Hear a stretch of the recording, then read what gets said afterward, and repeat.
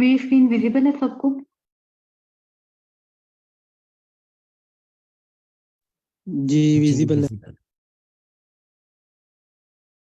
अस्सलाम वालेकुम। वालेकुम अस्सलाम। ओके, जब मुझे क्लियर कर दीजिएगा कि मेरी वॉइस क्लियर आ रही है, मैं स्टार्ट करती हाँ हूँ। जी, आपके पास आवाज Okay. क्लियर आपकी नहीं। ठीक है, तो फिर ऑपरेटर से आप कर लीजिएगा, ठीक है? जॉब ठीक है। प्लीज स्क्रोल डाउन करते हैं।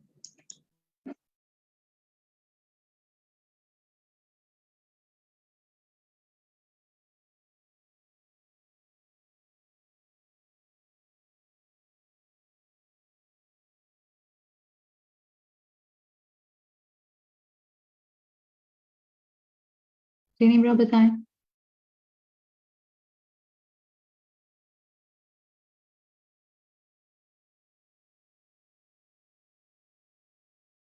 ओके, बस यहीं रुकते हैं। ओके, लास्ट क्लास में से किसी को कोई क्वेश्चन है? टाइप कास्टिंग सबको समझ आ गई थी?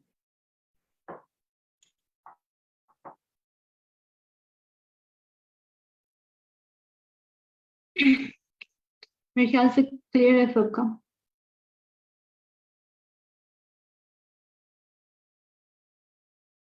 ओके, उसमें कुछ चीजें हमने कर ली थी और कुछ हमारी रह गई थी, तो अभी वो देख लेते हैं।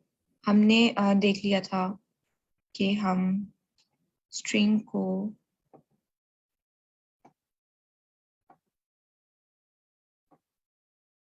इंट के अंदर कैसे कन्वर्ट करते हैं। इसी तरह हमने देखा कि स्ट्रिंग को हम फ्लोट के अंदर कैसे कन्वर्ट करते हैं।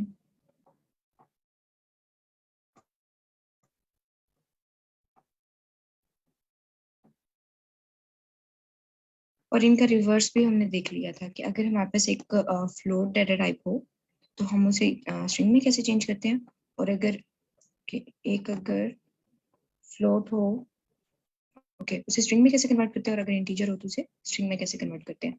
तो अभी हम एक एग्जांपल देखने वाले हैं, वो किसके रिलेटेड है। उसमें हम देखेंगे कि अगर हमारे पास, ओके, उसमें हम देखेंगे कि अगर हमारे पास कोई स्ट्रिंग है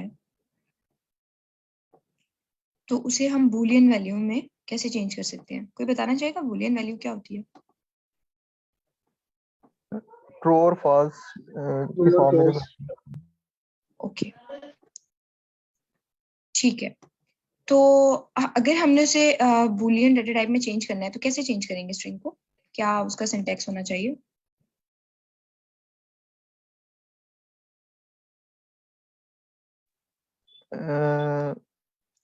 इसके रिजर्व वर्ड के बारे में पता नहीं है कि क्या स्पेलिंग हो गया उसके, तो वो लिख के साथ हम वेरिएबल वेल, लिख देंगे। ओके ओके, इसके डाटा टाइप के लिए ये बूल का रिजर्व वर्ड ही यूज होता है, बूल एंड देन ये पैरेंथेसिस। आप ये बताएंगे इसमें लिखेंगे कैसे अगर हमने किसी भी साथ ही ब्रैकेट में वेरिएबल का नेम लिख देंगे तो वो कन्वर्ट हो जाएगा। बूल लिख ओके के साथ एक ब्रैकेट में। Very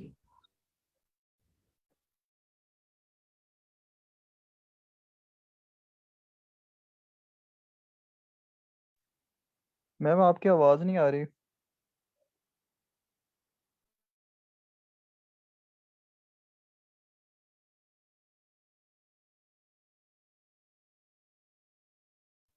I think network issue है, तो 1 मिनट हम वेट कर लेते हैं मैम का।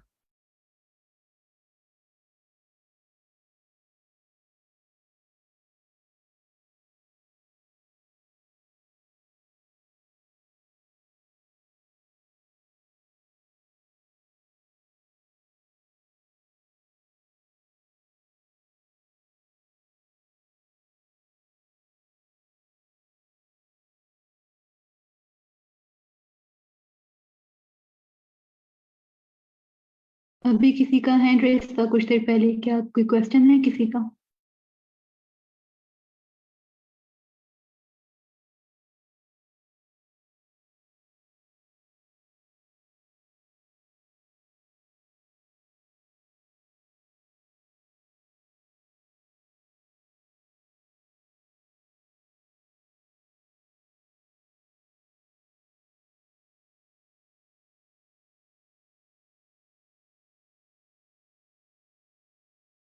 I think ma'am Hijab, you should continue.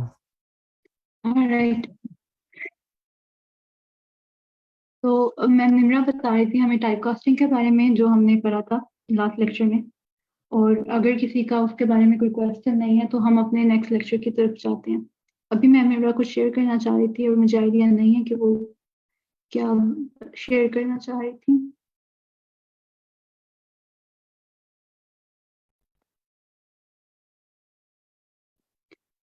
तो हमारा आज का जो लेक्चर होगा वो होगा ऑपरेटर्स के बारे में। ऑपरेटर्स क्या होते हैं पाइथन में? ऑपरेटर्स का मतलब है कि कोई भी ऐसी साइंस जो कि वेरिएबल्स पर वैल्यूज पर कोई ऑपरेशन परफॉर्म करते हैं, और जिन वेरिएबल्स पर या जिन वैल्यूज पे वो ऑपरेशन परफॉर्म किया जाता है उसको ऑपरेंड कहते हैं। पाइथन में कुछ ऑपरेटर्स को कुछ टाइप्स में डिवाइड किया हुआ है। यहाँ पे जो टाइप्स मैंने लिखी हैं उनमें arithmetic operators, assignment operators, comparison, logical और मेंबरशिप ऑपरेटर्स। इन सबको हम देखते हैं कि आज के इस सेशन में हम लोग कितना कवर कर पाएंगे। तो सबसे पहले अरिथमेटिक ऑपरेटर्स, जैसे कि ये नाम से भी पता चल रहा है कि it is related to math. बिल्कुल वैसा ही इनका पर्पज है जैसे हम हमेशा से मैथ में इनको यूज करते आ रहे हैं। अरिथमेटिक ऑपरेटर्स में एडिशन, सब्ट्रैक्शन, मल्टीप्लिकेशन, डिवीजन ये सब कुछ आ जाता है। इनको हम देख लेते हैं कि ये क्या होते हैं और इनको हम कैसे यूज करते हैं। सबसे पहले एडिशन का ऑपरेटर मैंने यहाँ पे यूज किया। एक वेरिएबल ले लिया ए जिसकी वैल्यू है 2 और दूसरा वेरिएबल बी जिसकी वैल्यू है 4। सी में हमने एक तीसरा वेरिएबल हमने लिया और उस सी की हमने क्या दी कि a प्लस बी उसके अंदर हमने कैलकुलेट कर लेना है। अब ये ऑपरेटर है यहाँ पे। सी की वैल्यू क्या होगी कि a के अंदर जो भी वैल्यू है उसको ऐड कर दो, प्लस एडिशन ऑपरेटर का मतलब भी प्लस करना होता है बी के वैल्यू के साथ। उसके बाद हमने कहा कि प्रिंट कर दे सी को।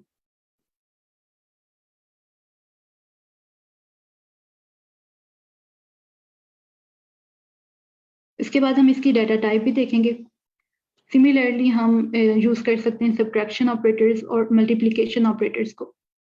अच्छा, इसके जब तक ये प्रिंट होता है मैं आपको एक और बात भी बताऊं। हम लोग सिंपल इसको ये भी लिख सकते हैं वेरिएबल्स इंट्रोड्यूस कराने की बगैर ही, प्रिंट 3 + 7 फॉर एग्जांपल। हम डायरेक्ट प्रिंट कमांड में ही कह रहे हैं कि ये इन दो वैल्यूज को ऐड कर दो और उसने उसको सिंपली ऐड कर दिया। इसमें टाइप का भी फंक्शन मैंने लिखा हुआ है कि आपको टाइप भी पता चल जाए। सी की टाइप। अच्छा, कोई मुझे पहले ये फंक्शन रन करने से पहले आप में से कोई बताना चाहेगा कि सी की क्या टाइप है, क्योंकि डाटा टाइप्स पढ़ी है हमने पहले। इंटीजर। एक ही इंट टाइप ही होगी। हाँ जी, बिल्कुल इंट होगी। जी निम्रा, मैंने टाइप कास्टिंग वहां से छोड़ दिया। आप जो कोई कंसेप्ट एक बताना चाह रही थी वो जब आपकी मर्जी भी आप बता देना। हमने ऑपरेटर स्टार्ट किया।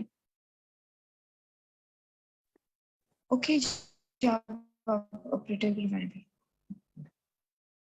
बिल्कुल इंट होगी। इनमें से अगर कोई एक फ्लोट हो जाए फिर इसकी क्या डाटा टाइप होगी। यानी अब हमने 2 पॉइंट फॉर एग्जांपल 2.7, ये हमारे पास एक डेसिमल वाली वैल्यू है जिसको हम फ्लोट वैल्यू भी कहते हैं। 2.7 में जब हम 4 को ऐड करेंगे तो हमारे पास पहले आंसर क्या आएगा 6.7। तो वो क्या है, हमारे पास फ्लोट है ऑफ कोर्स, तो उसकी टाइप फ्लोट होगी। लेकिन अगर हम 2.0 करें तो 4 + 2.0 ये 6 ही होता है या 6.0, तो भी इसकी डाटा टाइप फ्लोट आएगी। तो आप इस तरह से कह सकते हैं कि इंटीजर को जब आप इंटीजर में ऐड करते हैं तो आपकी डाटा टाइप आती है इंटीजर। इंटीजर को फ्लोट में जब ऐड करते हैं तो डाटा टाइप फ्लोट आती है, और जब फ्लोट को फ्लोट में ऐड करते हैं तो भी डाटा टाइप फ्लोट ही आती है। फॉर एग्जाम्पल अगर हम 4.0 लिखते हैं तो ये दोनों फ्लोटिंग नंबर्स हैं, उनको ऐड करने के बाद हमारे पास टाइप आ गई फ्लोट। अब यहाँ पे मैं एक चीज शेयर करना चाह रही हूँ कि जो लास्ट क्लास में हमने बहुत ज्यादा बोला और बहुत ज्यादा उस पर डिस्कस किया था कि हम लोग टाइपकास्टिंग यूज क्यों करते हैं। ये एक शायद क्वेश्चन था किसी का और इस पे काफी डिस्कशन हुई थी, जिसपे फिर निब्रा ने एक इनपुट फंक्शन का बताया। शायद हुसैन भाई ने पूछा था, वो अभी शायद नहीं है। अच्छा, कोई बात नहीं। जी मैं इधर ही हूँ। चलिए ठीक है। अच्छा, ए में हमने इनपुट ले लिया कोई भी एंटर अ नंबर, ये जो मैंने स्ट्रिंग लिखी है ये हमें टर्मिनल पे शो होगी यूजर से इनपुट लेने के लिए। एक तरह से यूजर को मैसेज है, जरूरी नहीं कि हम इसको जरूर लिखें ही लिखें, हम इसके बगैर भी इनपुट फंक्शन हमारा सिंटेक्स ठीक होता है, वो रन हो जाता है, लेकिन ये आसानी के लिए होता है ताकि यूजर को पता चले कि वो मशीन उससे क्या मांग रही है। अच्छा, ए में हमने इनपुट ले लिया कि एंटर अ नंबर, और बी हमने दे दिया 4, और सी में हमने ऐड कर दिया ए और बी को। अब हम इसको प्रिंट करते हैं, आई मीन इसको रन करते हैं। उसने हमें पहला फंक्शन जहाँ पे ये आपको ग्रीन एरो शो हो रहा है, यहाँ पे इंटरप्रेटर है, वो हमें बता रहा है कि एंटर अ नंबर। हमने इसको नंबर दे दिया 7। अब ये 7 क्या है? एक नंबर है, एक इंटीजर वैल्यू है। 7 को हमारे पास आंसर आना चाहिए कि 7 + 4 आंसर आ जाए 11, लेकिन इधर क्या हो रहा है? इधर एरर आ रहा है। और ये एरर क्यों आ रहा है? जब आप यहाँ से पढ़ते हैं वो आपको बता भी देता है कि ये एरर क्यों है। They are saying it is a type error. Type error का मतलब है, फिर इसके बाद ये यहाँ की बता भी रहेंगे, yes can only concatenate string not float to string, यानी कि ये string के अंदर लिखा हुआ है। वो कह रहे हैं कि हम string को integer के अंदर ऐड नहीं कर सकते। हालांकि इधर तो हमने 7 एक integer दिया था, तो फिर हमने कल बताया था कि जब हम इनपुट फंक्शन यूज करते हैं तो जो भी हम यूजर को इनपुट हम यूजर देगा इनपुट, इंटरप्रेटर उसको स्ट्रिंग ही करेगा कंसीडर।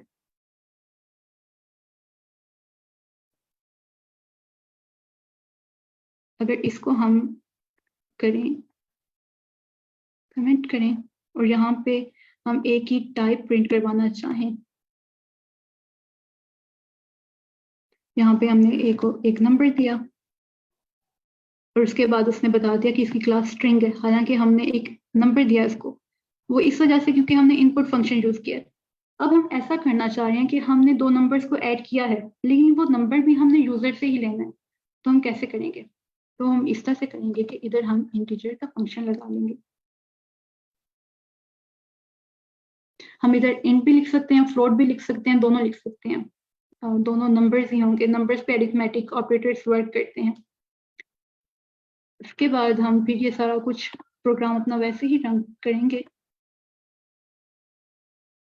अब हमने जब कोई इनपुट दी तो हमारे पास आंसर आ जाएगा, और टाइप भी उन्होंने बता दी कि ये इंटीजर है क्लास, क्योंकि हमने उसको इंट में कन्वर्ट किया जहाँ पे हमने ए की टाइप प्रिंट करवाई थी। अगर हम सी की टाइप प्रिंट करवाना चाहें तो हमारे पास क्या आना चाहिए? फ्लोट आएगा।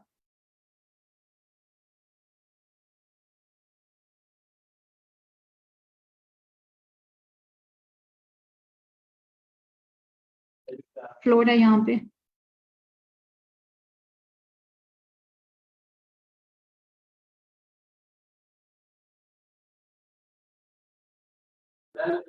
अच्छा, इसके बाद नेक्स्ट हम देखते हैं बिल्कुल इसी तरीके से सब्ट्रैक्शन। जहां तक किसी को कोई कंफ्यूजन तो नहीं हुई है, मैंने जो इनपुट की और डाटा टाइप्स की बात की है?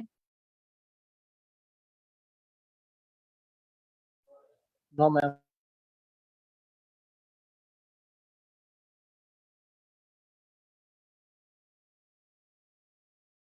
यहाँ तक किसी को कोई कंफ्यूजन नहीं तो फिर हम आगे बढ़ते हैं।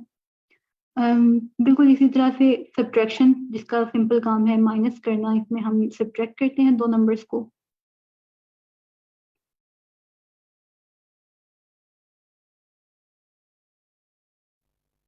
और इसको भी हम बिल्कुल वैसे ही लिख सकते हैं, जैसे यहाँ पे ना ए हमारे पास था, एक वैल्यू थी 9, और बी में वैल्यू थी हमारी 5.5। फिर हमने तीसरा वेरिएबल इंट्रोड्यूस कराया था, उसमें हमने a माइनस बी कर दिया था, और फिर हमने सी को प्रिंट करवा लिया था। अच्छा, हम इस तरह भी कर सकते हैं कि सी में हम सिंपल कह दें कि आप सी वाला जो वेरिएबल है वो अगर हम ना इंट्रोड्यूस करें, हम प्रिंट में ही बता दें कि आप प्रिंट करवा दें a माइनस बी, तो ये भी इस तरह से भी आपका काम हो जाएगा।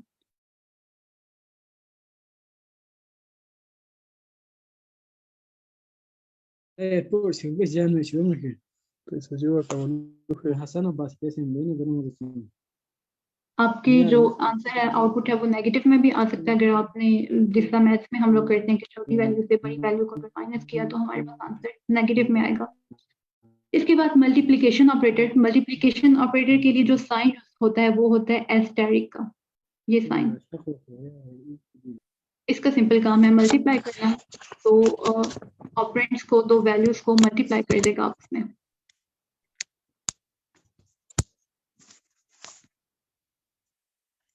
तो ये आ गया 2 × 4।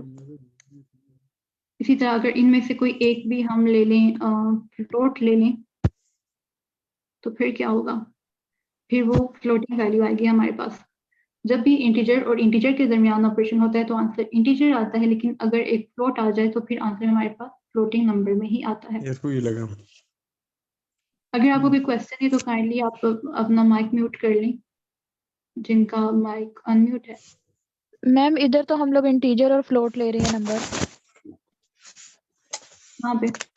यहाँ पे ना, हाँ जी, हाँ, इंटीजर और तो फ्लोट ले। अगर हम लोग यहाँ कोई स्ट्रिंग ले लें तो उसका आंसर कैसे होगा? वो तो मल्टीप्लाई नहीं होगा। ऑफ कोर्स नहीं मल्टीप्लाई होगा, और वो इसीलिए नहीं मल्टीप्लाई होगा क्योंकि स्ट्रिंग पे अरिथमेटिक ऑपरेटर्स नहीं काम करते। एडिशन वाले केस में तो हो नहीं जाता। स्ट्रिंग में अगर हम लोग लिखें दो चीज़ों को, अगर हम लोग स्ट्रिंग में डालें, for example a is equal to हम लोग हेलो लिख दें and b is equal to word लिख दें, तो उनको जब हम लोग लगाते हैं प्लस ऑपरेटर लगाते हैं तो वो तो हो जाते हैं ना। उसको कंकैटिनेशन कहते हैं। हाँ, कॉन्कैटिनेशन और कंसेप्ट। तो ये बिल्कुल सब्ट्रैक्शन एंड मल्टीप्लिकेशन में नहीं कोई ऐसा? नहीं, ऐसा नहीं होता। ओके।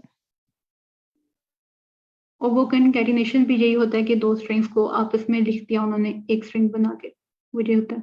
वो इंशाल्लाह हम जब स्ट्रिंग डाटा टाइप ऑपरेटर्स के बाद हम स्ट्रिंग्स ही पढ़ेंगे, फिर उसमें कंकैटिनेशन भी पढ़ेंगे, स्ट्रिंग स्लाइसिंग, एवरीथिंग। इसके बाद डिवीजन के लिए जो ऑपरेटर का साइन है वो होता है हम बैक, ये फ्रंट स्लैश, इसमें डिवाइड हो जाता है। अच्छा, 5 divided by 12, for example 5 divided by 10 है x हमारे पास और y है 5 हमारे पास, और हमने इसको x डिवाइडेड बाय 5 कर दिया।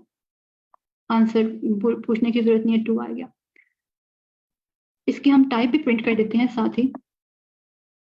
तो आ रहा है फ्लोट। ऐसा क्यों आ रहा है? हालांकि x भी हमारे पास इंटीजर है, y भी हमारे पास इंटीजर है, और ऊपर हमने एडिशन, सब्ट्रैक्शन, मल्टीप्लिकेशन तीनों में देखा कि जब दो इंटीजर्स आपस में ऑपरेट हो रहे हैं तो हमारे पास आउटपुट भी इंटीजर में आता है। तो ऐसा डिवीजन में होता है। जो डिवीजन का ऑपरेटर है ये आपकी वैल्यू को हमेशा आउटपुट आपको फ्लोटिंग डाटा टाइप में देगा। अब हमारे पास सिंपल आंसर 2 आना था, लेकिन उसने फ्लोटिंग डाटा टाइप आपको वैल्यू देनी थी तो उसने 2.0 लिखा। अगर हम ऐसा करना चाहते हैं कि नहीं, हमें फ्लोटिंग डाटा टाइप नहीं चाहिए, आउटपुट में हमें इंटीजर ही चाहिए, तो उसके लिए फिर हम फ्लोट डिवीजन यूज करते हैं।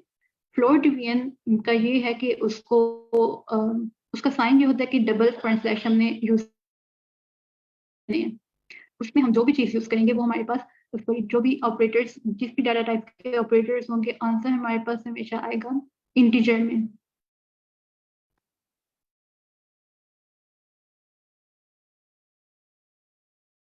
इसको हम प्रिंट भी कर लेते हैं, इसी को।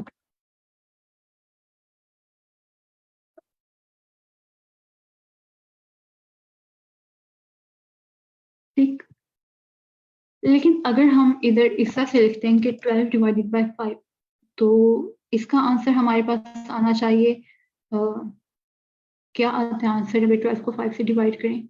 2 पॉइंट समथिंग, 2.5 मे बी 2.2। मेरा मैथ्स बहुत वीक है, ये आप लोगों को बताना पड़ेगा।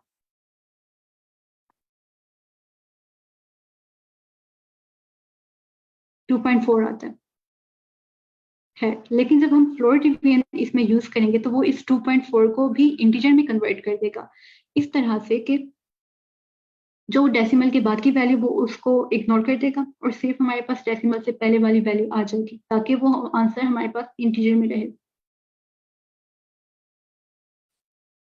इस बात की समझ आई? डिवीजन और फ्लोट डिवीजन में सिर्फ यही डिफरेंस है कि डिवीजन में हमारे पास जो आंसर है वो फ्लोटिंग डाटा टाइप का आएगा, फ्लोट डिवीजन में हमेशा इंटीजर डाटा टाइप का आएगा। और सिंबल में ये डिफरेंस है कि डिवीजन का जो सिंबल है वो सिंगल फ्रंट स्लैश और फ्लोट डिवीजन का सिंबल डबल फ्रंट स्लैश। इसके बाद एक और हमारे पास ऑपरेटर है जिसको हम एक्सपोनेंटिएशन या एक्सपोनेंशियल कहते हैं, और आम मैथ की जुबान में हम इसको कहते हैं पावर का ऑपरेटर। यहाँ पे सेम मैंने दो वेरिएबल्स लिए 2, 5, और उसके बाद मैंने प्रिंट कर दिया x के बाद इसका साइन है डबल स्टैटिक। इधर क्या होगा कि ये बन जाएगा 5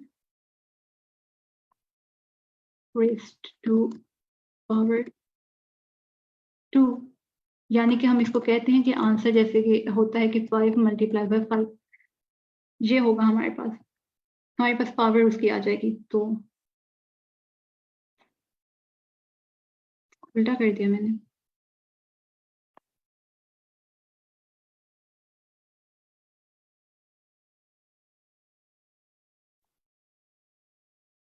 फाइव रेज टू पावर 2, जो फर्स्ट ऑपरेटर है उसकी पावर बन जाती है सेकंड ऑपरेटर। एक्सपोनेंशिएशन के बाद हमारे पास जो लास्ट ऑपरेटर है अरिथमेटिक ऑपरेशंस का, वो है मॉड्यूलस। मॉड्यूलस मोस्टली मैथ में हम लोग यूज नहीं करते एज अ सिंबल, बाकी सब चीजें हम यूज करते हैं, हम एडिशन यूज करते हैं, सब्ट्रैक्शन, मल्टीप्लिकेशन, डिवीजन और पावर भी, जिसको हमने एक्सपोनेंशियल कहा है। लेकिन मॉड्यूलस को सिंपली मैथ में वैसे यूज नहीं करते, लेकिन यहाँ पे हम यूज करते हैं। इसका काम क्या है, ये आपको देता है रिमाइंडर। जब आप किसी चीज को डिवाइड करते हैं और उसके बाद जो रिमाइंडर आता है ना आपके पास, वो आपको दे देगा। अगर मैं आपको एनोटेट करके बताना चाहूँ तो जैसे x है हमारे पास 5, और हमने उसको डिवाइड किया y से। y क्या हमारे पास 5,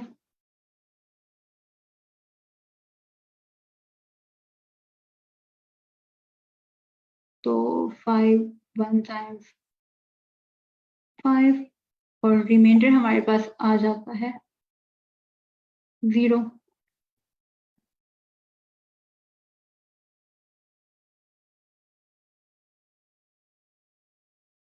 बिल्कुल ऐसे ही अगर हम इसकी जगह कुछ और लिख लें, फॉर एग्जांपल हमने 12 लिख दिया, तो अब हमारे पास क्या होगा, इसका रिमाइंडर क्या होता है 12 का,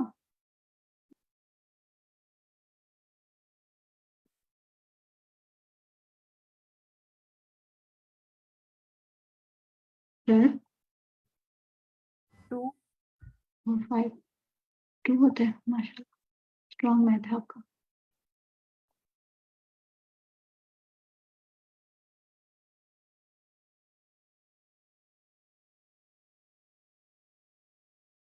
अच्छा ठीक है, 2 होता है, हमें पता चल गया।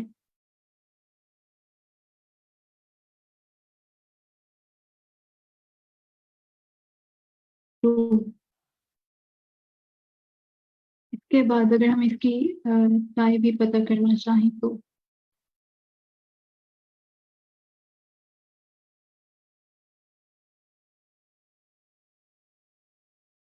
क्लास हमारे पास एंट है इसकी।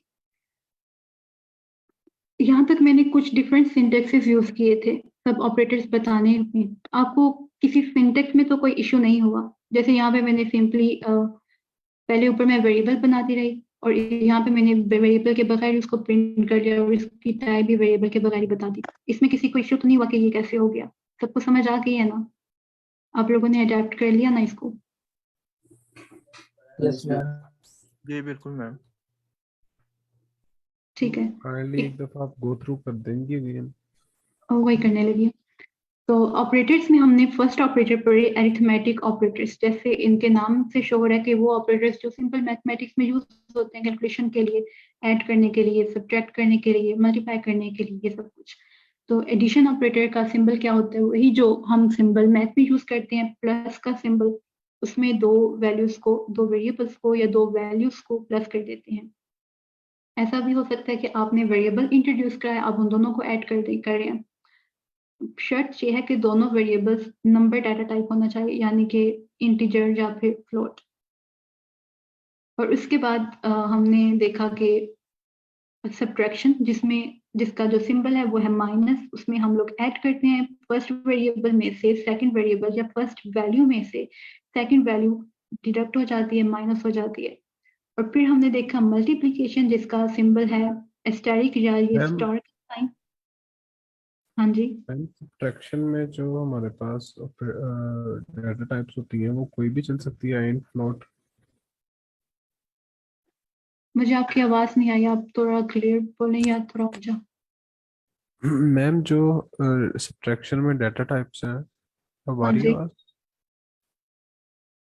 जी वो इंट और फ्लोट दोनों चल सकती हैं, यानी कि यूज हो सकती हैं। बिल्कुल, इंट और फ्लोट दोनों हो सकती हैं। 4.0 में से 5.5 माइनस हमने किया था तो हमारे पास आंसर आ गया था -1.5।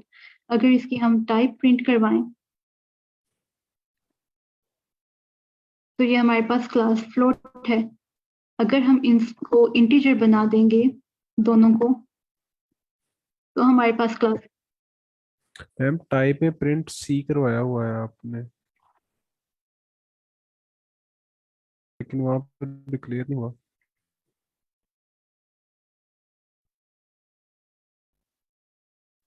ठीक। अगर इनमें से कोई एक भी होता हमारे पास फ्लोट तो आंसर फ्लोट आना था। जी थैंक यू। बिल्कुल ऐसा ही एडिशन में भी होता है और ऐसा ही होता है मल्टीप्लिकेशन में भी। ओके मल्टीप्लिकेशन का जो साइन है वो है स्टेरिक और इसमें दोनों वैल्यूज आपस में मल्टीप्लाई हो जाती हैं। और अगर हम इसी साइन को डबल कर दें तो ये हमारे पास बन जाता है ऑपरेटर एक्सपोनेंशियल, जिसको हम कहते हैं पावर का ऑपरेटर। जो सेकंड वैल्यू होती है वो पावर में चली जाती है फर्स्ट वैल्यू के। दो वैल्यूज के दरमियान क्योंकि हम ऑपरेटर इंट्रोड्यूस करा देना। अच्छा, एक और बात जो मैं आपको बता दूं, जैसे ये एक ऑपरेटर है एक्सपोनेंशियल ऑपरेटर, ये मैं अप्लाई कर रही हूँ एक्स और वाई पे।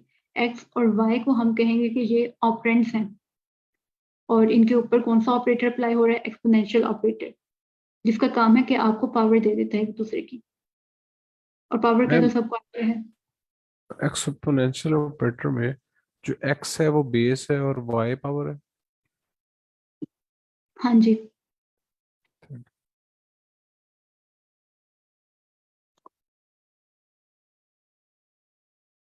फर्स्ट वैल्यू जो भी होगी हमारे पास, वो एक्स हो या वाई हो,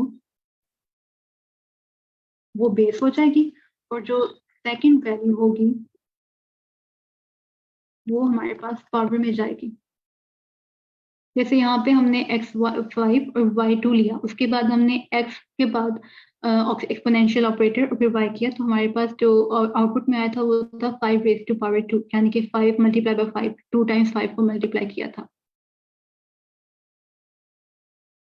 इसके बाद जो डिवीजन ऑपरेटर है उसमें हमारा जो सिंबल है वो फ्रंट स्लैश होती है। उसमें जो फर्स्ट सिंबल है वो डिवाइड होता है, जो सेकंड सिंबल है, सेकंड वैल्यू है, वो डिवाइड करती है। जैसे हम डिवीजन में एक वैल्यू अंदर लिखते हैं डिवीजन साइन के और एक वैल्यू बाहर लिखते हैं, वो जो मैथ में ऐसे यूज होता है। तो यहाँ पे जैसे 12 डिवाइडेड बाय 5 होगा। और डिवीजन की क्या अलग बात थी मैं ऊपर वाले तीनों ऑपरेटर से, वो ये थी कि इसमें आंसर हमेशा हमें फ्लोटिंग डाटा टाइप का मिलेगा। अगर हमने आंसर लेना है इंटीजर डाटा टाइप का, फिर हमने फ्लोट डिवीजन यूज करनी है। फ्लोट डिवीजन का जो सिंबल है वो उसी डिवीजन के सिंबल को आपने 2 दफा यूज करना है, यानी 2 दफा आपने फ्रंट स्लैश यूज करनी है।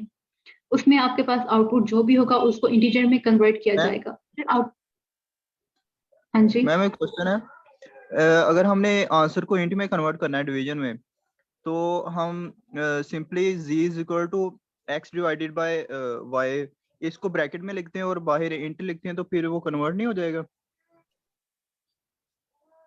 इधर इंट ना हम में? ऐसे कर लेते हैं, बिल्कुल आप कह रहे हैं कि हम लोग ना कर लें इसमें टाइप कास्टिंग। और इसे ब्रैकेट में लिख के पूरे को। Wait a minute.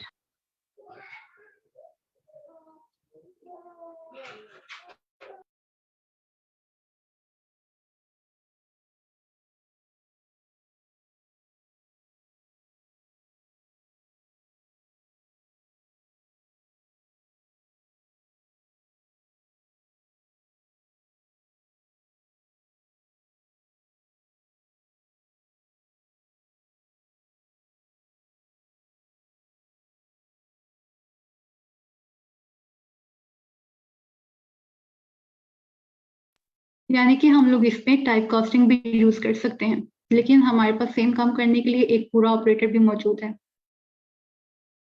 Got it? Okay ma'am.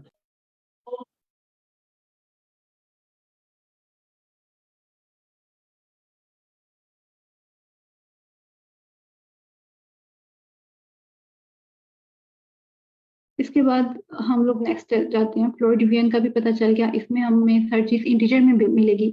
अगर आंसर डिवीजन का हमारे पास डेसिमल में भी आ रहा हो तो भी वो डेसिमल के बाद वाली वैल्यू को इग्नोर कर देगा और सिर्फ फर्स्ट वैल्यू हमें दे देगा आंसर में। ताकि वो हमारे पास इंटीजर में रहे। और लास्ट ऑपरेटर था हमारे पास मॉड्यूलस।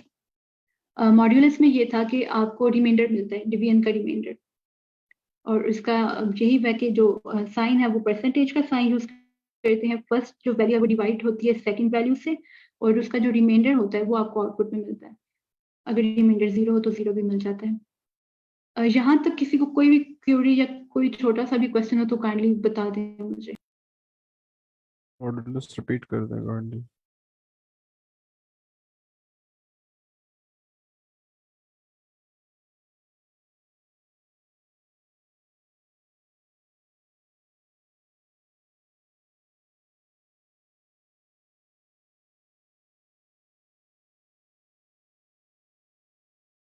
आगे चलें हम लोग, अगर कोई क्वेरी नहीं है तो। जी मैं जी मैम बिल्कुल। अच्छा, आगे असाइनमेंट ऑपरेटर्स पढ़ने से पहले मैं आपको एक चीज बताना चाहूंगी यहाँ पे। वो पीछे मैंने देखा नहीं था, डबल स्टेरिक से पावर रेस टू पावर चला जाता है ना? जी बिल्कुल। ओके।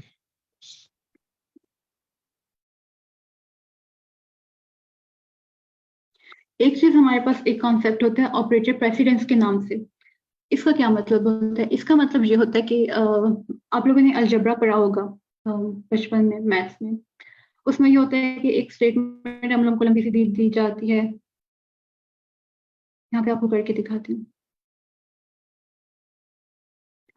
फॉर एग्जाम्पल आपको अलजेब्रा में दिया जाता था कि इस तरह से क्वेश्चन होते थे, 12 multiply by 5 plus 3 minus 2 divided by 2, और हमने इसको सॉल्व करना होता था। और इसको सॉल्व कैसे करते थे हम लोग? इस तरह से नहीं करते थे कि 12 को 5 से मल्टीप्लाई कर दिया, फिर 3 में ऐड कर दिया, फिर माइनस कर दो 2, बल्कि एक रूल होता था प्रॉपर कि आपने पहले किस ऑपरेटर को सॉल्व करना है। सबसे पहले आपने डिवाइड करना है, मॉड मास रूल। बिल्कुल, बॉड-मास रूल। इसको हम लोग पाइथन की लैंग्वेज में कहते हैं ऑपरेटर प्रेसिडेंस, कि किस ऑपरेटर को ज्यादा वैल्यू मिली है, किस ऑपरेटर को आपने तरजीह देनी है, वो पहले सॉल्व होगा। पाइथन इंटरप्रेटर कैसे काम करेगा, वो चीज होती है ऑपरेटर प्रेसिडेंस। अब उस प्रेसिडेंस के मुताबिक कौन से अरिथमेटिक ऑपरेटर्स की क्या होगी, वैल्यू होगी जब वो सॉल्व होंगे। तो सबसे पहले जनाब हमारे पास आता है, जैसे कि उधर बॉटमास रूल में भी होता था कि अगर किसी वैल्यू पे या किसी ऑपरेशन पे बार आ गई है या वो ब्रैकेट्स के अंदर है, तो वो डिवीजन से भी पहले सॉल्व होगा। इसी तरह इसमें सबसे पहले आपने पैरेंथेसिस देखनी है, उसके बाद आएगी एक्सपोनेंशिएशन, देन आपके पास मल्टीप्लिकेशन या डिवीजन या फ्लोर डिवीजन, FT इस वक्त मैं लिख रही हूँ, या फिर आपके पास मॉडुलस, और एंड पे हमारे पास आता है एडिशन एंड सब्ट्रैक्शन।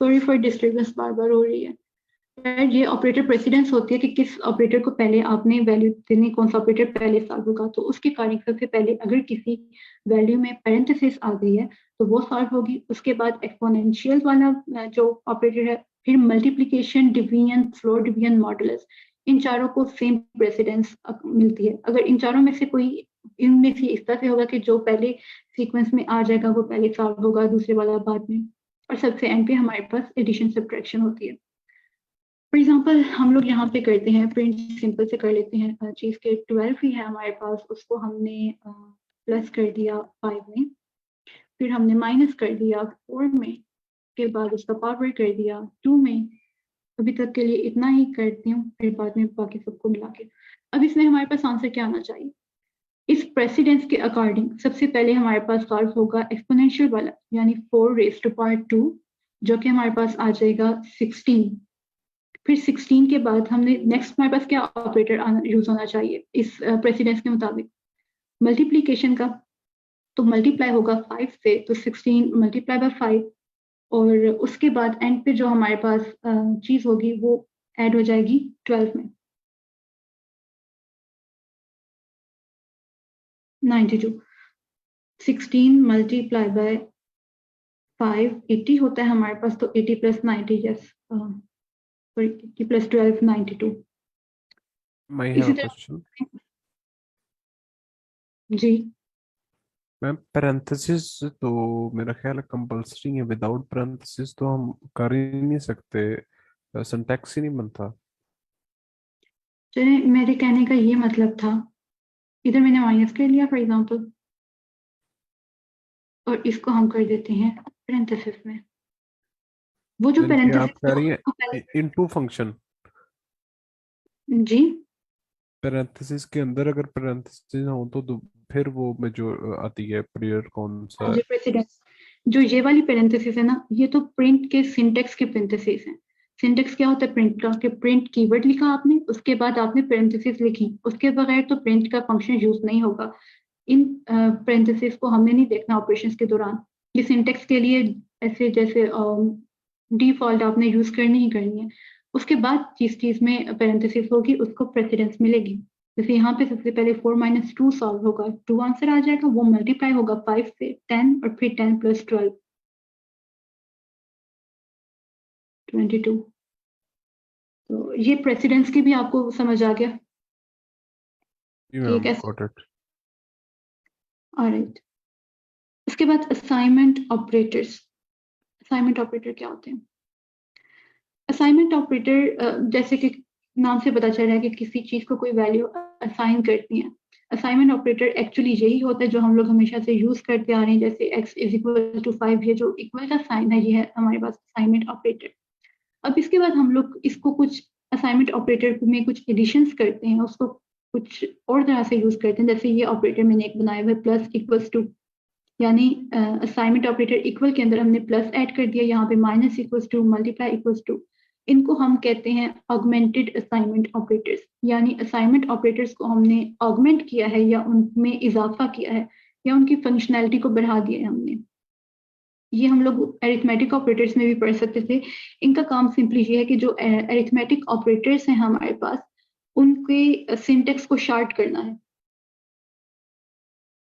जैसे ये हमारे पास था डिवीजन का, तो इसमें x डिवाइडेड बाय y, इसे आपने लिखा हुआ v is equal to x, फिर फ्लोर डिवीजन का सिंबल और उसके बाद y। इसको हम असाइनमेंट ऑपरेटर से कैसे यूज कर सकते हैं चेक। सो असाइनमेंट ऑपरेटर में ये होगा कि इसका सिंटेक्स ये है कि जैसे एक x है, उसकी वैल्यू मैंने दे दी 5, उसके बाद मैंने असाइनमेंट ऑपरेटर यूज किया कि x प्लस इक्वल्स टू 3। अब हमारे पास क्या आंसर आएगा x का? प्लस इक्वल्स टू ऐसे काम करेगा, अगर इसको हम खोल के देखें कि ये एक्चुअली है क्या, तो ये इसी सिंटेक्स का शॉर्ट फॉर्म है। अगर हम लिखें x is equal to x plus 3, तो इसको हम x प्लस इक्वल्स टू 3 भी लिख सकते हैं। यानी कि x हमारे पास एक वैल्यू है, उसमें हमने 3 ऐड कर दिया, उसमें हमने कुछ और ऐड कर दिया। प्लस इक्वल्स टू अगर हम ओपन करके लिखें तो ये इस तरह से x equals to x plus 3। अगर x प्लस 3 हम करें तो x 5 है और 3 हमारे पास 3 है, तो दोनों ऐड हो जाएंगे, 8 हमारे पास आ जाएगा, और वो वैल्यू हमारे पास अकॉर्डिंग टू दिस अपडेट हो जाएगी वेरिएबल में। इसके बाद जब हम प्रिंट करेंगे इसको तो ये 8 आ जाएगा हमारे पास। इसी तरह हम लोग माइनस ऑपरेटर्स यूज करते हैं। इसमें क्या होगा, x माइनस ऑपरेटर और किस पास असाइनमेंट ऑपरेटर और साथ 3, तो ये होगा x is equal to x minus 3। हमारे पास 2 आ जाएगा। सिमिलरली मैं आपको एक दफा ये सब सॉल्व करके रन करके दिखा देती हूँ एक साथ ही।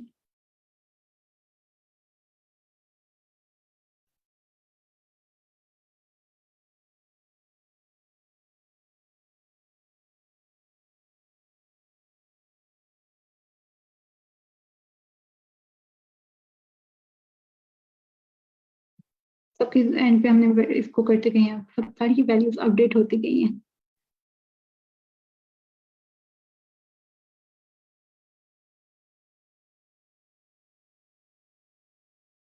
x मल्टीप्लाई इक्वल्स टू 3 यानी कि x is equal to x multiply by 3। अच्छा अगर इधर मैं लिखता हूँ इस तरह से कि x multiply equals to x, अब क्या होगा, ये किस तरह से काम करेगा, कोई बताना चाहेगा मुझे? 5 multiply 5 5 मल्टीप्लाई बाय 5 5 25 आ जाएगा। बिल्कुल 25। ये डबल डिवाइड्स का किसके लिए था, मैंने देखा नहीं था। फ्लोर डिवीजन, x ओके कोई बताना चाहेगा? फ्लोर डिवीजन और डिवीजन जिनको क्वेश्चन है उनको बताना चाहेगा कोई, ये क्या जी होता है? मैम जी। फ्लोट डिवीजन सिंपली डिवीजन होती है, उसमें जो आंसर आता है वो फ्लोट में आता है। ठीक है, अगर हमने इंट में कन्वर्ट करना है तो हमें डबल डिवीजन का साइन लगाना पड़ता है, उन्हें कहते हैं फ्लोट डिवीजन। राइट। जी बिल्कुल, आपने बिल्कुल ठीक बताया। अब फॉर एग्जांपल ये हमारे पास x के बाद x divided by equals to 3, इसका मतलब है x is equal to x divided by 3 यानी कि 5 डिवाइडेड बाय 3, जिसका आंसर हमारे पास आ गया 1.66 समथिंग। अगर इसी में हमने फ्लोर डिवीजन यूज कर ली तो वो हमारे इस फ्लोटिंग नंबर को इंटीजर में कन्वर्ट कर देगा और हमारे पास आंसर 1 आ गया। डेसिमल के बाद वाली जो भी वैल्यू थी वो सब इसने इग्नोर कर दी। और ये किसका साइन है, परसेंटेज वाला, कोई बताना मॉडुलस चाहे? मॉडुलस, और मॉडुलस में क्या होता है? रिमाइंडर। रिमाइंडर होता है। बिल्कुल मॉडुलस 5 को रिमाइंडर। जब, हाँ जी, जब 5 को 3 पे डिवाइड करते हैं तो हमारे पास रिमाइंडर क्या आता है? 2 आता है ना? Yes ma'am. 2 आता है।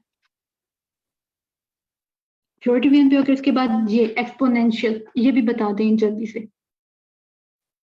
एक्सपोनेंशियल तो सिंपल 2 बार करना है ना, पावर रूल है। x की पावर 3 है, 5 5 5 25 25 है 125 आ जाएगा। बिल्कुल 5 5 5 25 नहीं होगा, 5 मल्टीप्लाई जी बाय जी 5 मल्टीप्लाई बाय 5 यस 3 टाइम्स 75 होगा। 125 125 से 5 मल्टीप्लाई बाय 5 25, और उसके बाद उसको 5 से मल्टीप्लाई करो तो 125। ये एक कंसेप्ट है जो मैंने सोचा कि ये भी ऐड कर दूं कि ऑपरेटर प्रेसिडेंस क्या होती है। खैर ये थे हमारे पास अरिथमेटिक ऑपरेटर्स, और उनमें हमने देख लिया कि अरिथमेटिक ऑपरेटर्स में प्रेसिडेंस क्या है ऑपरेटर्स की, वो हमें पता चल गई। इसके बाद अगर किसी का कोई क्वेश्चन नहीं है तो हम कंपैरिजन ऑपरेटर्स की तरफ जा रहे हैं। अगर किसी का क्वेश्चन है तो वो माइक अनम्यूट करके पूछ लें।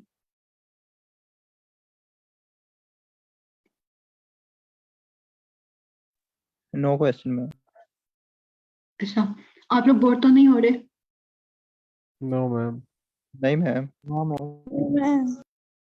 सिर्फ मैं ही बोर हो रही हूँ। अच्छा, कंपैरिजन ऑपरेटर्स में क्या है कि जैसे बिल्कुल हर ऑपरेटर का थोड़ा थोड़ा बोर होते हैं। थोड़ा थोड़ा होते हैं। एक्चुअली मुझे, अगर आप लोग बोर हो रहे हैं तो आप बता दिया करें, फिर कोई अंदर से ऐसा कोई फन प्रोग्राम ऐड कर दिया करेंगे या कुछ इस तरह से चीज ऐड कर देंगे। एक्चुअली अभी तक आप लोगों ने कंडीशंस लूप्स कुछ नहीं ना पढ़े। अगर आपने सिर्फ कंडीशंस भी पढ़ लिए होते अभी तक, तो फिर हम लोग कुछ प्रोग्राम लिख रहे होते। जैसे अरिथमेटिक ऑपरेटर्स मैंने आपको पढ़ाया तो मेरे माइंड में था कि कैलकुलेटर का प्रोग्राम लिखते हैं, लेकिन उसके लिए कंडीशन होनी चाहिए, कंडीशन हमने यूज करनी थी। खैर वो भी इंशाल्लाह हम condition. Ma'am I have a question. हाँ जी। Ma'am, it is not regarding to Python. Maybe somehow it is personal or not. Can I ask? जी पूछ लें, आपको पता है कि आप क्या पूछ रहे हैं तो फिर पूछ सकते हैं आप। It is according to education, ma'am. I am a final year CS student, and I want to learn each and everything about coding. Can you guide me? आपको, अगर आप सीएस के फाइनल ईयर के स्टूडेंट्स हैं तो आपको कुछ ना कुछ किसी हद तक कोडिंग आती होगी डेफिनेटली। मैम मेरा जो एम है वो सॉफ्टवेयर इंजीनियर का है, मुझे उस लेवल की नहीं आती। आपने कभी लीड कोड यूज किया है? लीड कोड के क्वेश्चंस सॉल्व किए हैं? मैं जानता हूँ लीड कोड की वेबसाइट, लेकिन मैं उस वहाँ पे गया, it is out of my mind, कुछ भी समझ नहीं आया या नहीं मुझे। तो मैं आपको एक बात बताती हूँ। अगर आपको लगता है कि आपको कोडिंग आपने इस लेवल तक लानी है कि आप खुद को सॉफ्टवेयर इंजीनियर कह सकें या इस पोजीशन के लिए आप अप्लाई कर सकें, तो ऑफ कोर्स कोडिंग तो आपको अच्छी होनी चाहिए। हमें कैसे पता चलेगा कि आपकी कोडिंग अच्छी है? उसका एक मिनिमम क्राइटेरिया जो इंडस्ट्री में बहुत ज़्यादा लोग उसको मानते हैं, वो ये है कि आपने लीड कोड के मिनिमम 200 क्वेश्चन सॉल्व किए हों। जब मैं कहती हूँ कि लीड कोड के 200 क्वेश्चन सॉल्व किए, इसका ये मतलब नहीं कि आपने गए, आपने सॉल्व किया, आपको नहीं समझ आई, आपने सोल्यूशन देखा, डिस्कशंस देखी, किसी तरीके से सॉल्व किया, छोड़ दिया। आप पूरा उसको एक रिकॉर्ड बनाए कि जैसे मैंने एक सिलेबस स्टार्ट करना है, कंटेंट्स उसके मैंने लिखे हैं, फिर उसको मैंने वीकली रिवाइज करना है।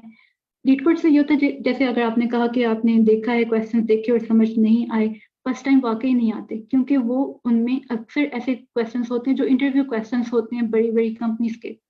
मैम और जैसे कल सेशन हुआ है इसी पे, सर रेहान ने करवाया, तो कुछ चीजें ऐसी थी जो हम अभी बेसिक्स कर रहे हैं तो हमारे तो बिल्कुल ऊपर से गुजर रही थी। हाँ जी, मैं वो कल और वाला ये सेशन तो बिल्कुल ही समझ नहीं था आ रहा, बस फिर भी अपने आप को बस वहाँ पे अटेंडेंस लाजमी दी है। अच्छी बात है, आपको ऐसा ऐसा समझ आने लग जाएगा।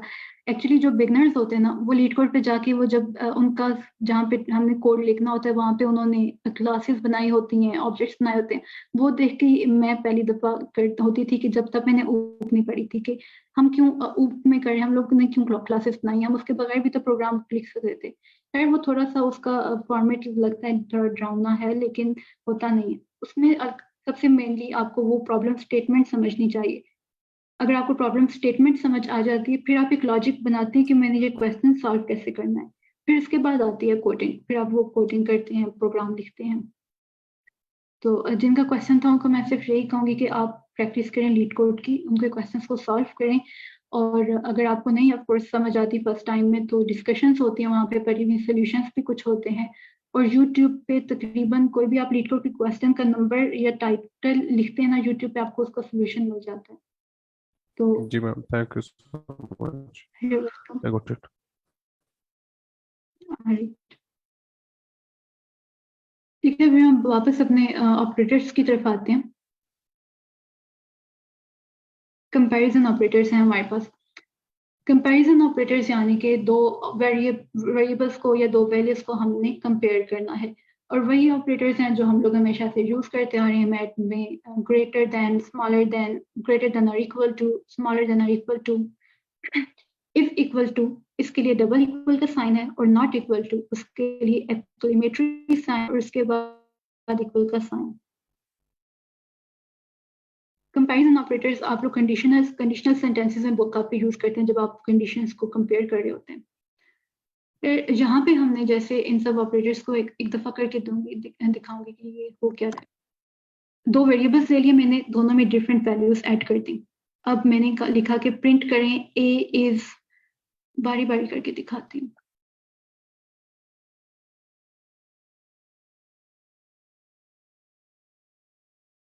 ए is greater than B. Of course अब ये जो कंपैरिजन ऑपरेटर है ना, अगर इसमें अरिथमेटिक ऑपरेटर को यूज कर रहे होते तो उसमें हमारे पास एक अलग आउटपुट आना था, नया आउटपुट, दोनों को वो ऑपरेशन करके। फॉर एग्जांपल अगर इसके दरमियान प्लस होता, मल्टीप्लाई होता, व्हाटएवर, लेकिन यहाँ पे ये कंपेयर कर रहा है कि प्रिंट करें कि ए बड़ा है बी से। अब इंटरप्रेटर हमें बताएगा कि क्या हमारा ये स्टेटमेंट हमारी ठीक है या नहीं, यानी आंसर हमें बुलियन में मिलेगा, बुलियन वैल्यू मिलेगा। तो जैसे हम सबको नजर आ रहा है कि ए बी से बड़ा नहीं है, तो आंसर हमारे पास क्या आएगा? फॉल्स। इसी तरह अगर हम कहें कि प्रिंट करें ए लेस देन बी,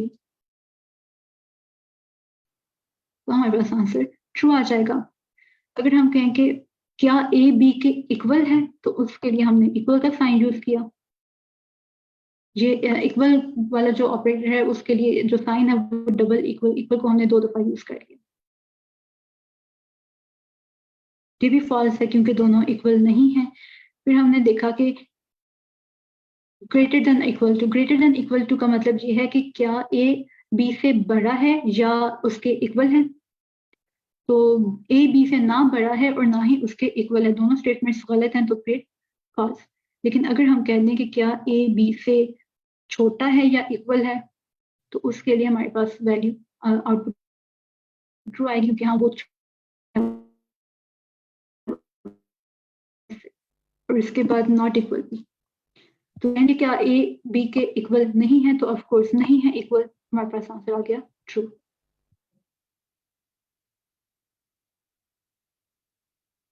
अब क्या आंसर आना चाहिए? मैंने वैल्यू चेंज की है, कोई बताना चाहेगा मेरे रन करने से पहले? आई थिंक एरर दे देगा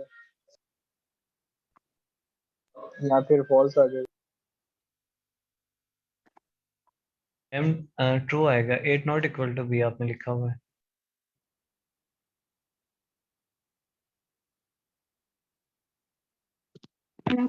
कोई वाला, अच्छा मैं ज्यादा तेजी से तो नहीं कर रही, आप लोगों को पता चला ना मैं क्या क्या कर रही हूँ? यस मैम पता चल रहा है। अब एरर आया। इक्वल और नॉट इक्वल में उसने सिंपल आपको बता दिया इक्वल है या नहीं है, ये वो चीज है या फिर ये वो चीज नहीं है। जब आपने उसको कंपेयर करना चाहा इस तरह से कि क्या उससे बड़ा है या छोटा है, तो ऑफ कोर्स ये मैथमेटिक चीज है, वो इंटरप्रेटर। अगर हम इसको लॉजिकली भी देखें, सिंपल अपनी तरह से ये देखें, तो हम नहीं बता सकते कि हेलो 10 से बड़ा है या छोटा है, तो वो टाइप एरर दे देगा। अगर इसमें हम कोई नंबर लिखते हैं तो भी हमारे पास सेम ही चीज आएगी कि हमारे पास एरर आएगा। लेकिन अगर हम इन स्ट्रिंग्स को हटा दें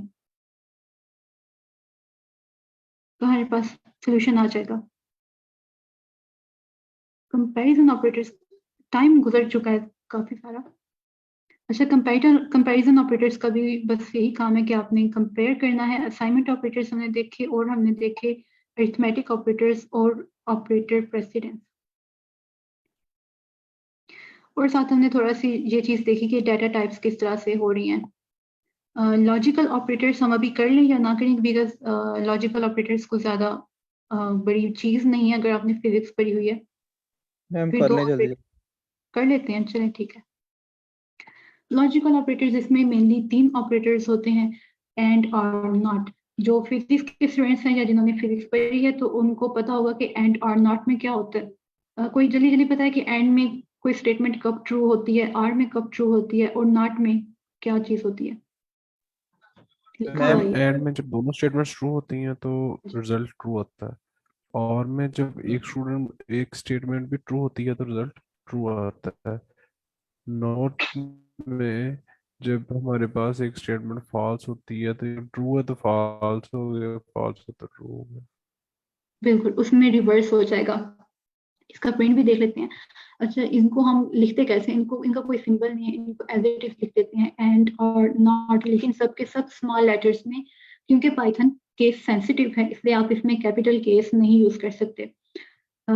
एक्स की वैल्यू मैंने दे दी, उसके बाद मैंने जो लॉजिकल ऑपरेटर, अब ये देखें जो लॉजिकल ऑपरेटर्स हैं ये 2 कंडीशंस को कंपेयर करेंगे, 2 स्टेटमेंट्स को। पहले ये जहां तक अगर हम देखें तो यहाँ तक हमारे पास एक कंपैरिजन ऑपरेटर यूज हो रहा है, और यहाँ पे भी कंपैरिजन ऑपरेटर यूज हो रहा है। ये भी एक स्टेटमेंट बन चुकी है और ये भी एक स्टेटमेंट बन चुकी है। अब इन दोनों को कंपेयर कर रहा है कौन? Logical operator.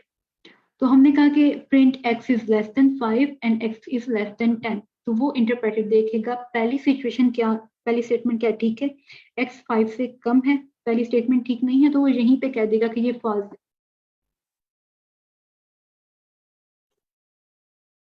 अगर हम इसके दरमियान इस तरह से लिख देते कि x less than 11 and x less than 5, पहली स्टेटमेंट देखेगा कि क्या x 11 से छोटा है, तो हाँ छोटा है। उसके बाद दूसरी स्टेटमेंट देखेगा कि क्या x 10 से छोटा है, तो हाँ वो भी छोटा है। दोनों से जब स्टेटमेंट ट्रू हैं तो फिर हमारे पास आंसर ट्रू आएगा। एंड में आंसर ट्रू आने के लिए जरूरी है कि आपके पास दोनों जो स्टेटमेंट्स हैं उनका आंसर ट्रू आ रहा है, यानी दोनों स्टेटमेंट्स ट्रू हों। इसी की बजाय अगर जी हम मैम लोग ये इधर ट्रू है दोनों। जी, अगर हम लोग r यूज करते तो r में हमने पहले ही स्टेटमेंट देखी कि x इज लेस देन 5, तो x 5 से कम है नहीं है, ये स्टेटमेंट गलत है। लेकिन क्योंकि यहाँ पे r ऑपरेटर है तो वो सेकंड स्टेटमेंट भी चेक करेगा। सेकंड स्टेटमेंट क्या है कि x इज लेस देन 10, तो x क्या 10 से कम है? हाँ जी कम है। तो दोनों स्टेटमेंट में से एक स्टेटमेंट ट्रू होगी हमारे पास, तो आंसर हमारे पास ट्रू आ गया। और अगर हम इसमें दोनों ही गलत हो कर देते इसको, तो हमारे पास आंसर फॉल्स आता। अच्छा, नॉट को हम कैसे यूज करेंगे? नॉट में हमने क्या देखा कि सिंपल जो भी चीज है उसको रिवर्स कर देगा। ये हमने जो स्टेटमेंट ऊपर यूज की थी, ये वही स्टेटमेंट एज इट इज है कि क्या x लेस देन 5 है और x इज लेस देन 10। तो यहाँ पे हमारे पास आंसर आया था ट्रू, लेकिन इसके बाद हमने नॉट ऑपरेटर यूज कर दिया है। अब इसका सेंटेंस देखें कि नॉट करने के बाद हमने बाकी स्टेटमेंट ब्रैकेट्स में लिखी है, तो नॉट उसके आंसर को रिवर्स कर देगा। अगर हम इन दोनों को एक दफा ही कर लें रन,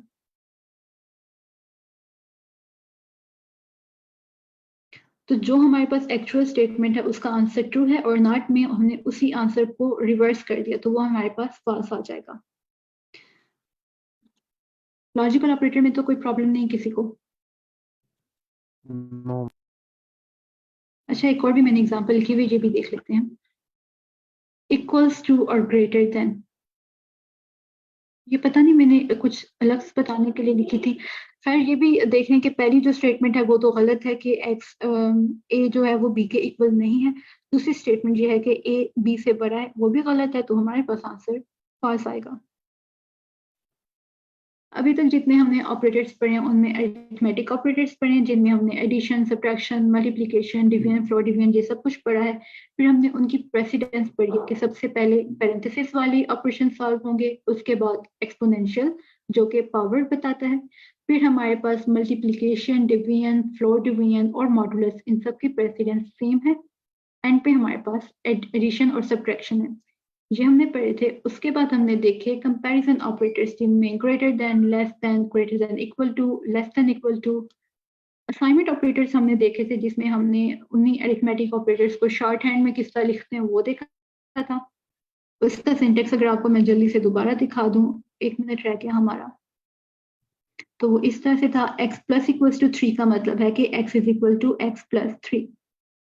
फिर कंपैरिजन ऑपरेटर्स के बाद हमने देखा लॉजिकल ऑपरेटर्स। कंपैरिजन ऑपरेटर्स में हम दो वैल्यूज को कंपेयर कर रहे थे। अगर हम इंटीजर को इंटीजर से ग्रेटर देन या लेस देन का कंपेयर करना चाहें तो हमारे पास एरर आएगा, लेकिन इक्वल और नॉट इक्वल में हमारे पास आंसर आ जाएगा। और अगर लॉजिकल ऑपरेटर्स देंगे तो उसमें स्टेटमेंट्स को हम कंपेयर कर रहे होते हैं, ना कि वैल्यूज को। तो 3 लॉजिकल ऑपरेटर्स हैं, एंड और नॉट, और उनका ऑपरेशन वही है जैसे मैथ में होता है। किसी का कोई मैम क्वेश्चन है तो बताएं। मैम ये नोट्स अवेलेबल हैं? ये नोट्स मैं आज सेंड करूंगी अभी 5 मिनट बाद सिलेक्ट चैनल पे। आप सिलेक्ट चैनल पे हैं, जी ज्वाइन किया होगा मैम, आप? मैं हूँ। जी जी। ठीक है, फिर आपको मिल